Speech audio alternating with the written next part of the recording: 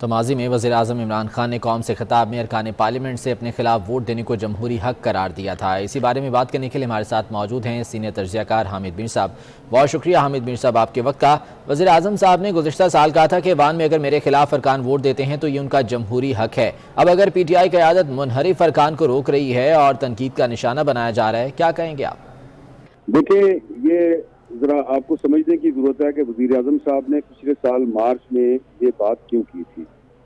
जी। पिछले साल मार्च में ये बात इसलिए की थी वजीर आजम इमरान खान साहब ने कि उस वक्त सेनेट का इलेक्शन था और उसमें जो चेयरमैन का इलेक्शन था, तो उसमें सादिक संजरानी साहब जो हैं वो चेयरमैन सेनेट मुंतखब हो गए थे, हालांकि अपोजिशन के अरकान की तादाद ज़्यादा थी। उस तनाजुर में फिर जब यूसुफ रज़ा गिलानी साहब जो हैं, जब उनका एज बतौर सेनेटर इंतखाब हुआ था तो हफीज शेख साहब हार गए थे। तो ये एक अदम एतमाद था, क्योंकि कौमी असम्बली में अगर हुकूमत का इस्लामाबाद से सेनेटर जो है वो इलेक्शन हार जाए तो उसका मतलब है ये वज़ीर आज़म पे अदम एतमाद हो जाए। तो उस वक्त वज़ीर आज़म साहब ने ये वोट ऑफ कॉन्फिडेंस लिया था, क्योंकि सेनेट के इलेक्शन में उनको शिकस्त हुई थी। हालांकि बाद में हॉर्स ट्रेडिंग के जरिए उन्होंने जो चेयरमैन सेनेट है वो अपना मुंतखब करवा लिया था। लेकिन इमरान खान साहब ने पिछले साल मार्च में अपने वोट ऑफ कॉन्फिडेंस से पहले अपने MNAs को कहा था कि अगर आप मुझसे मुतमिन नहीं है तो आप मेरे खिलाफ हाथ खड़ा करें और मुझ पर नो कॉन्फिडेंस कर दें, तो मैं आराम से ऑपोजिशन में चला जाऊंगा। इसलिए मैंने ये ट्वीट किया है, क्योंकि आज उनका रवैया बिल्कुल मुख्तलिफ है।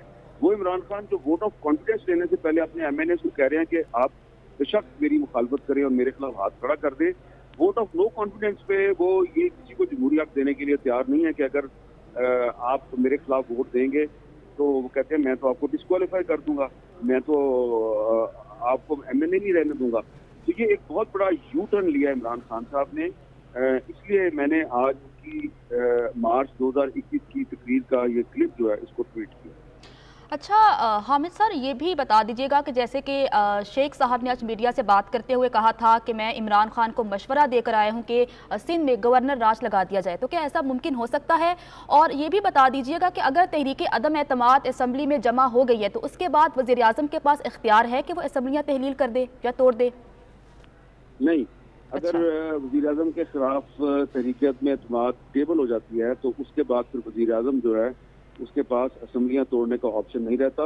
और जो शेख रशीद साहब ने वज़ीर आज़म को जो तजवीज़ दी है, इस तजवीज़ के बारे में मैं कोई बहुत नामुनासिब या सख्त लफ्ज़ इस्तेमाल नहीं करना चाहता, लेकिन ये तजवीज़ जो है ये इंतहाई गैर जमहूरी है। और तजवीज़ देने वाला जो है उसके बारे में ये कहना गलत नहीं होगा कि उसको आइन का कुछ पता नहीं है। गवर्नर राज इस तरह नहीं लगता। गवर्नर राज उस वक्त लगता है जब उस मुतलका सूबे में, उस सूबे के किसी शहर में या शहरों में या उसके किसी इलाके में ऐसी सूरत हाल पैदा हो जाए कि हुकूमत के लिए उसको कंट्रोल करना नाकाम हो जाए, तो फिर गवर्नर राज लगता है। ये क्या बात हुई कि एक टेरिटरी जो है, एक इलाका जो है सिंध हाउस के नाम से, वो इस्लामाबाद में है और वहाँ पर अगर वफाकी हुकूमत की पॉलिसी से कुछ लोग जो हैं वो अगर मुतमिन नहीं है और वो अपने तहफ़्फ़ुज़ के लिए सिंध हाउस में चले गए हैं, तो वाक़या जो है वो सिंध हाउस में इस्लामाबाद में हो रहा है और शेख साहब कह रहे हैं जी कि आप कराची और हैदराबाद और सक्कर और लाड़काना यहाँ पे गवर्नर हाउस लगा दें। तो ये तो मुझे सोच के भी जो है ना दुर्जरी सी आ गई है कि यार मुल्क का वज़ीर दाखिला जो है उसने कैसी तजवीज़ दे दी है। किस तरह आप ये तजवीज़, आप ये सोच भी कैसे सकते हैं? एक वाक़या इस्लामाबाद में हो रहा है और आप कह रहे हैं जी कि आप सिंध में लगा दें गवर्नर राज। चलें, आप हो सकता है ये कह रहे हो कि जो सिंध की हुकूमत है या सिंध का जो चीफ मिनिस्टर है वो इस्लामाबाद में के सिंध हाउस में जो हो रहा है वो उसका जिम्मेदार है। तो अगर आप उस पर भी जिम्मेदारी लगाते हैं तो फिर आप उस पर नो कॉन्फिडेंस करवाएं ना। अगर आपके पास मेजोरिटी आ जाती है सिंध असम्बली में तो आप उसके खिलाफ नो कॉन्फिडेंस करा दें।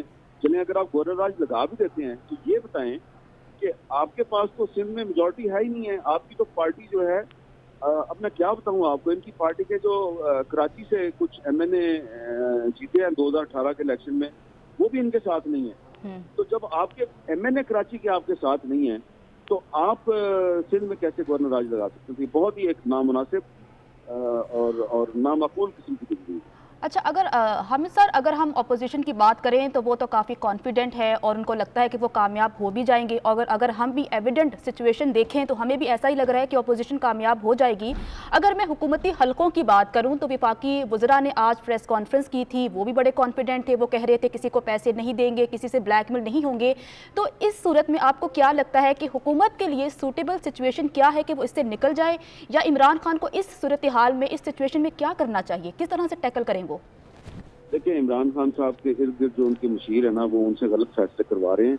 ये जो पीटीआई के अरकान इस वक्त नाराज हैं और उनकी तादाद बढ़ती जा रही है और वो इमरान खान को नो कॉन्फिडेंस में वोट देने के लिए तैयार नहीं है, इनमें से जो अक्सर लोग हैं, मेरी उनसे बात हुई है, इनकी लड़ाई इमरान खान से नहीं है, इमरान खान के इर्द गिर्द बहुत से लोगों से है। जी। और वो जो इर्द गिर्द लोग हैं वो इमरान खान को मिसगाइड कर रहे हैं। अब इमरान खान साहब के पास एक ही रास्ता है, वो अपना अगर चाहते हैं कि मजीद उनकी सुक्की ना हो तो वो इस्तीफा दें और ऑपोजिशन बेंचों पर बैठ जाएं।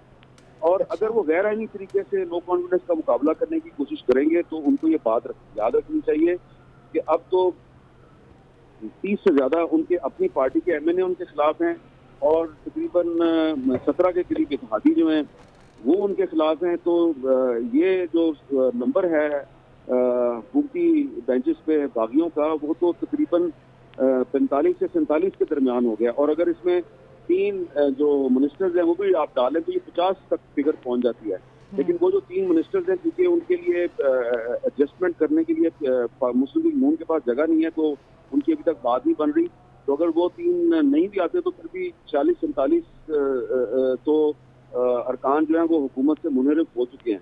तो इमरान खान साहब को चाहिए कि वो इस्तीफा दें वज़ारत उज़्मा से और आराम से ऑपोजिशन में बैठ जाएं और देखें कि ये जो इस वक्त जमातें उनके खिलाफ तहरीक में एतमाद लेके आई हैं, तो ये इस मुल्क को कैसे चलाती हैं। इमरान खान के पास एक गोल्डन अपॉर्चुनिटी होगी कि वो अपना किरदार तब्दील करें, वज़ीर आज़म से ऑपोजिशन लीडर बन जाएं और फिर जो नई हुकूमत आए वो उस पर तनकीद करें। चलिए, ठीक है। हामिद मीर साहब हमारे साथ मौजूद थे। हामिद सर, आपका बहुत शुक्रिया।